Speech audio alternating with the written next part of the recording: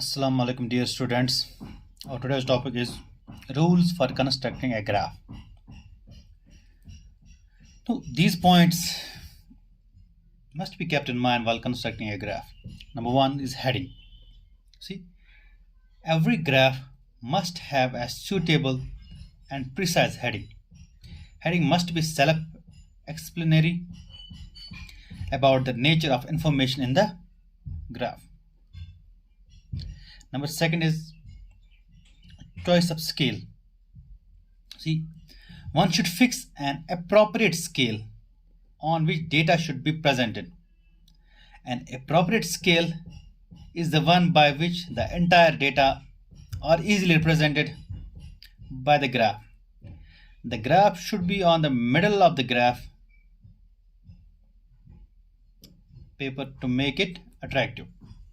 So, choice of scale, one should fix an appropriate scale on which data should be presented. An appropriate scale is the one by which the entire data are easily represented by the graph, and the graph should be on the middle of the graph paper to make it attractive. Third one is proportion of axis. Now, as far as possible, the length of x-axis on the graph paper should be 1.5 times the length of y-axis. Right? Now, the fourth one is method of plotting the points. Economics and business statistics are generally positive. These are to be presented in the first quadrant. Accordingly, the point of origin is fixed to the left and the lower portion of the graph. On the x-axis, the points are plotted from left to right, and on the y-axis, the points are plotted upwards from bottom to top. Number fifth point is lines of different types. If more than one line or curve are to be drawn in the same graph, these lines should be differentiated from each other in the form of broken lines, like broken lines or dot lines and border lines like this. Now dot line like this, or the border line like this, right? Etc. Fifth one is, these are the lines of different types. Now sixth one is table of data. You see, it would be useful to give the table of data along with the graph of data, This helps verification of the graph, right? And the seventh one is use of false line. Now, if the values in a series are very large and the difference between smallest value and zero is high, and if these values are to be indicated on the y-axis of the graph, then the point y-axis is started somewhere above the point O.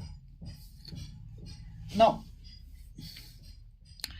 take an illustration. Suppose in 2011, 35,000 tons of sugar is demanded, and in 2012, 35,200 tons of sugar is demanded, and 35,800 tons of sugar is demanded in 2013.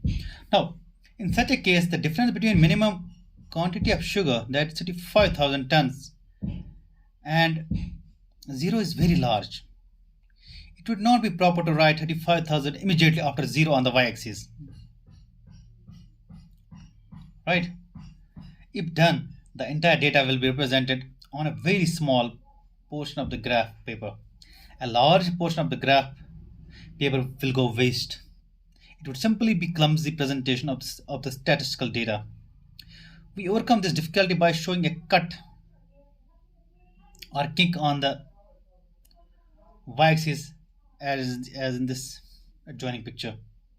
On the other hand, if these If on the other hand, if these values are to be indicate on x-axis,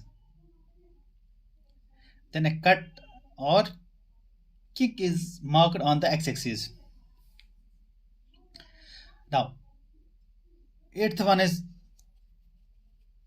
to draw a line or curve.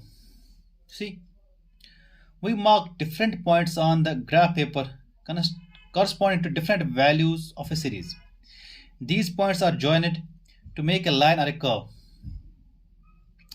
The joining line must be uniform throughout its length. It should not be of different thickness as it's at its different points. So to draw a line or a curve, we mark different points on the graph paper corresponding to different values of a series, and these points are joined to make a line or a curve. So the joining line must be uniform throughout its length, and it should not be of different thickness at its different points. So these are the rules for constructing a graph. Thank you very much.